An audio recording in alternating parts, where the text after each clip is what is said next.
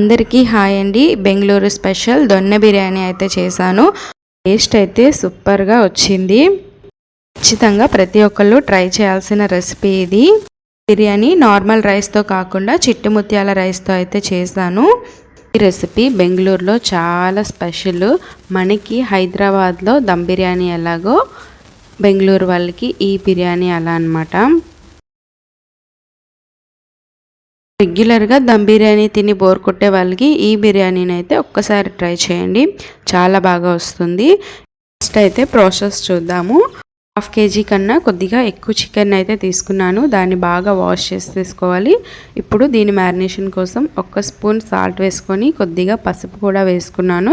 అలాగే 1 చెక్క నిమ్మ చెక్క కూడా దీనిపైన అయితే పిండేసుకొని 2 స్పూన్ల పెరుగు కూడా వేసుకోవాలి. అలాగే 1 స్పూన్ ఆయిల్ కూడా వేసుకొని మంచిగా మిక్స్ చేసేసుకోవాలి.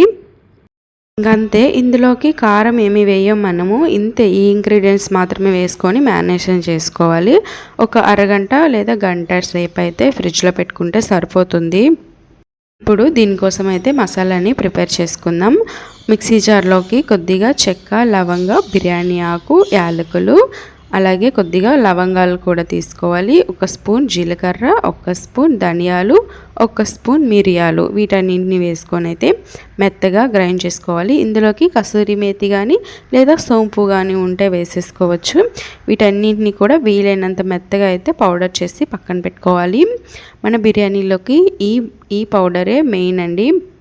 దీనిని కొద్దిగా ఫ్రై చేసి కూడా తీసుకుంటారు, కానీ ఇలా చేసుకోవడం వలన మాడిపోకుండా ఉంటుంది. నార్మల్గా ఆయిల్లో మళ్ళీ ఫ్రై అవుతుంది కదా, ముందుగా ఫ్రై చేస్తే మాడిపోయే ఛాన్సెస్ ఉంటాయని చెప్పి నేను డైరెక్ట్గానే మిక్సీ పట్టేశాను. ఇప్పుడైతే స్టవ్ పైన ఒక ప్యాన్ పెట్టుకొని అందులోకి ఒక 3 స్పూన్ల ఆయిల్ అయితే వేసుకోవాలి. ఇందులోకి సన్నగా కట్ చేసుకున్న పచ్చిమిరకాయలను అయితే వేసుకొని కొద్దిగా వేయించుకోవాలి. పచ్చిమిర్చి ఉండే ఘాటును బట్టి మిర్చిని అయితే తీసుకోవాల్సి ఉంటుంది. నేను కొద్దిగా అయితే ఎక్కువగానే తీసుకున్నాను. ఇవి అంతగా కారం లేదు, అందుకని నేనైతే కొద్దిగా తీసుకున్నాను. ఇవి ఎక్కువసేపు ఫ్రై చేయాల్సిన పని లేదు, కొద్దిగా లైట్గా ఫ్రై అయితే సరిపోతుంది. ఇప్పుడు ఇందులోకి ఉల్లిపాయను కూడా కట్ చేసి వేసుకోవాలి. దీన్ని కూడా కొద్దిసేపు అయితే ఫ్రై చేసుకోవాలి. ఇప్పుడు ఇందులోకి మనకు సరిపోయిన టేస్ట్కి సరిపోయినట్టుగా అనమాట నేను ఇదొక గుప్పడు అదొక గుప్పడు అయితే తీసుకున్నాను. 1 గుప్పడు పుదీనాకు, గుప్పడు కొత్తిమీర ఆకును కూడా తీసుకొని ఇందులో వేసేసుకొని వేయించుకోవాలి. ఎక్కువసేపు వేయించాల్సిన పని ఏమీ లేదు, కాస్త కొద్దిసేపు వేయిస్తే సరిపోతుంది. బిర్యానీ మసాలా అలాగే ఈ గ్రీన్ పేస్ట్, ఈ రెండే మనకి మెయిన్ అన్నమాట. ఇప్పుడు నేను చూపిస్తున్నాను ఈ రైస్ చిట్టి ముత్యాల రైస్ అంటారు వీటిని. నార్మల్ రైస్ కన్నా కూడా చాలా కాస్ట్ అయితే ఉంటుంది. దీంతో చేస్తే రైస్ కూడా పొడిపొడిలాడుతూ మంచిగా వస్తుంది అనమాట. ఇప్పుడు నేను నార్మల్ రైస్కి దీనికి డిఫరెన్స్ అయితే చూపిస్తాను మీకు. ఇప్పుడు నేను ఈ చేతిలో పెట్టుకున్నవి నార్మల్ రైస్, ఇవైతే చిట్టి ముత్యాల రైస్ అనమాట. రెండింటికి డిఫరెన్స్ ఏంటనేది చూపిస్తాను. చిట్టి ముత్యాల రైస్ వచ్చి కిలో వచ్చి 230 రూపీస్ అయితే పడింది. ఇది మనము రెగ్యులర్గా బాస్మతి రైస్ అనమాట. చిట్టి ముత్యాల రైస్ దొరికితే మాత్రం వాటితోనే చేయడానికి ట్రై చేయండి. ఇన్ కేస్ అవి దొరకకపోతే సోనా మసూరి రైస్ కూడా వాడుకోవచ్చు. ఈ రైస్ని ఒక్కసారి మాత్రమే వాష్ చేయాలి, మరీ ఎక్కువగా కడగకూడదు. ఎక్కువగా కడిగితే చిట్టి ముత్యాల రైస్కున్న ఫ్లేవర్ అయితే పోతుంది. ఒక్కసారి కడిగేసి ఇంకా సోక్ చేసేసుకోవడమే. ఇదైతే ఒక 1 అవర్ పక్కన పెట్టేసుకుందాము. పేస్ట్ మనం వేయించుకున్నాం కదా, దీన్ని కూడా మిక్సీ పట్టి పక్కన పెట్టేసుకుందాము. పైన బాండి పెట్టుకొని ఇప్పుడు ఒక 2 స్పూన్ల ఆయిల్ అయితే వేస్తున్నాను. ఇప్పుడు ఇందులోకి స్పైసెస్ని అయితే వేసుకోవాలి. 1 చెక్క, 2 ఆకులు, అలాగే లవంగాలు, యాలకులు, స్టార్ పువ్వు కూడా వేసుకొని వేయించుకున్న తర్వాత ఎక్కువసేపు వేయించాల్సిన పని ఏమీ లేదు. కాసేపు వేసుకున్న తర్వాత ఇందులోకి కట్ చేసి పెట్టుకున్న ఆనియన్స్ని వేసుకొని కొద్దిగా అయితే ఫ్రై చేసుకోవాలి.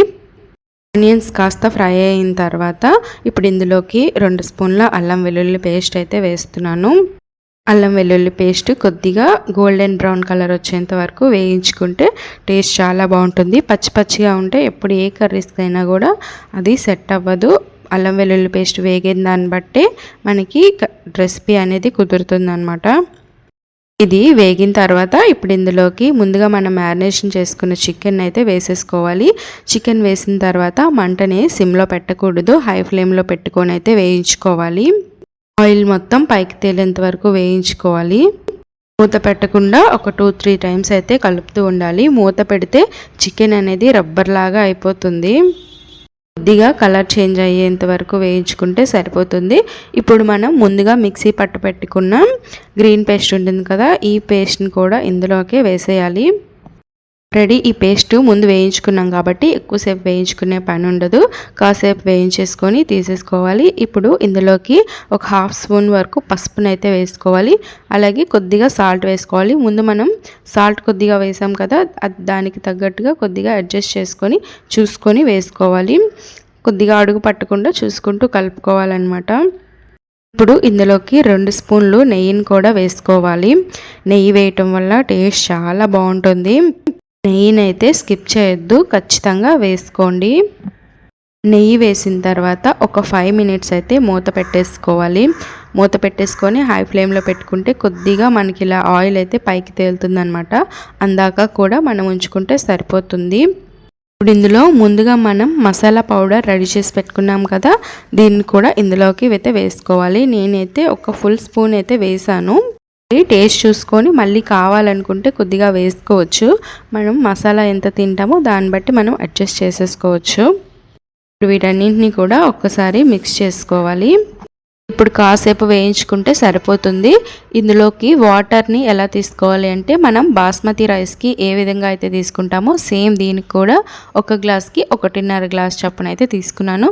నేను 2 గ్లాసులు బియ్యం తీసుకున్నాను కదా, 2 గ్లాసుల బియ్యానికి 3 గ్లాసులు వాటర్ అయితే వేసాను. తీసుకున్న వాటరు పర్ఫెక్ట్గా అయితే సరిపోయింది. ఇప్పుడు ఈ వాటర్లో కొద్దిగా ఒకసారి సాల్ట్ చూసుకోవాలి. సాల్ట్ ఏమైనా పడితే ఇప్పుడే మీరు అడ్జస్ట్ చేసుకొని వేసేసుకోవచ్చు. ఇప్పుడు మూత పెట్టుకొని వాటర్ని బాగా మరిగించుకోవాలి.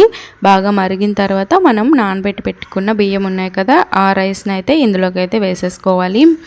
రైస్ వేసిన తర్వాత ఒక 5 మినిట్స్ హై ఫ్లేమ్ మీదే మనమైతే ఉడికించుకోవాలి. సిమ్లో పెట్టొద్దు. రైస్ వేసిన తర్వాత సిమ్లో పెట్టకూడదు, హై ఫ్లేమ్ మీద ఉడికించుకోవాలి. బాస్మతి రైస్ని కానీ చిట్టు ముత్యాల రైస్ని కానీ సిమ్లో పెట్టామంటే ముద్దగా అయిపోతుంది. కొద్దిగా దగ్గర పడేంత వరకు కూడా ఉడికించుకోవాలి. ఇదిగోండి, ఈ విధంగా అయితే అవుతుందన్నమాట. ఈ రైస్ కొంచెం ముద్దగానే ఉంటుంది. మొత్తం ఆరిపోయిన తర్వాత మనకి పొడిలాడుతూ బాగా అయితే వస్తుందన్నమాట. ఇప్పుడు దీన్ని అయితే సిమ్లో పెట్టేసుకోవచ్చు. సిమ్లో పెట్టేసుకొని ఒక్కసారి మిక్స్ చేసుకొని ఇంకా దీనికి దమ్ పెట్టేయాలి మనం. ఈ విధంగా రైస్ వచ్చిన తర్వాత దీన్ని పక్కకు పెట్టేసి ఒక పాడైపోయిన పెనాన్ని అయితే పెట్టేసుకోవాలి. ఇక్కడ దీనిపైన మనము ఈ రైస్ని అయితే పెట్టేసుకోవాలి. పైన ప్లేట్ పెట్టేసుకొని ఏదైనా ఒక బరువు పెట్టేసుకుంటే సరిపోతుంది. ఇంకా ఒక 20 to 30 మినిట్స్ అయితే సిమ్లో అలా వదిలేస్తే మనకి మంచిగా అయితే కుక్ అయిపోతుంది. ఒక 20 మినిట్స్ అయితే సిమ్లో పెట్టాను. సిమ్లో పెట్టిన తర్వాత అయితే ఇంత బాగా అయితే వచ్చింది. టేస్ట్ చాలా బాగుంటుంది, డిఫరెంట్గా కూడా అనిపిస్తుంది మనకి. రెగ్యులర్గా బిర్యానీస్ తినేవాళ్ళు, పలావ్స్ తినేవాళ్ళు అయితే ఇది ఒక్కసారి ట్రై చేయండి. మీకు కొంచెం డిఫరెంట్గా అనిపిస్తుంది, టేస్ట్ కూడా చాలా బాగుంటుంది. అంతేనండి, బిర్యానీ అయితే రెడీ అయిపోయింది. వీడియో కనుక మీకు నచ్చితే మాత్రం మాల్తీ థాట్స్ని సబ్స్క్రైబ్ చేసుకోండి. ఇంకా అలాగే ఒక లైక్ కూడా చేయండి.